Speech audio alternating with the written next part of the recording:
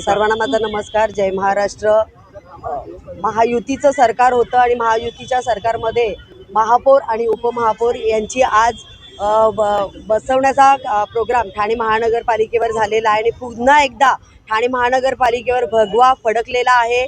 धर्मवीर आनंदीगे साहेब यांनी जो वसा या ठाणे शहरासाठी घेतला होता तो वसा तसाच आपले महाराष्ट्र राज्याचे लाडके उपमुख्यमंत्री एकनाथजी शिंदे साहेब यांनी नेला आहे. मुख्यमंत्री पद असताना साहेबांनी जे महाराष्ट्रासाठी जी विकास कामं केली आहे, तळागाळापर्यंत लोकांसाठी ज्या समस्या सोडवल्या आहेत, लाडकी बहीण ही योजना कोणीही अंमलात आणली नव्हती. ही सगळ्यात मोठी योजना साहेबांनी आणली आणि त्याच्यानंतर लाडके भाऊ म्हणून या महाराष्ट्रावर त्यांचं सगळ्यात मोठं नाव झालं.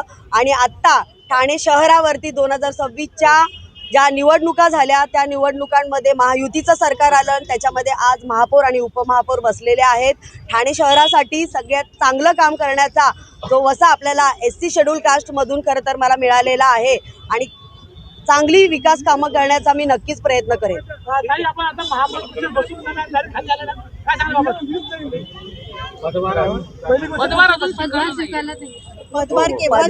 पदभार अजून स्वीकारलेला नसला तरी सुद्धा चांगली कामं करण्याचं खरं तर काम आपण साहेबांच्या मार्गदर्शनाखाली आणि आपले सगळे नेते मंडळी यांच्या मार्गदर्शनाखाली करू.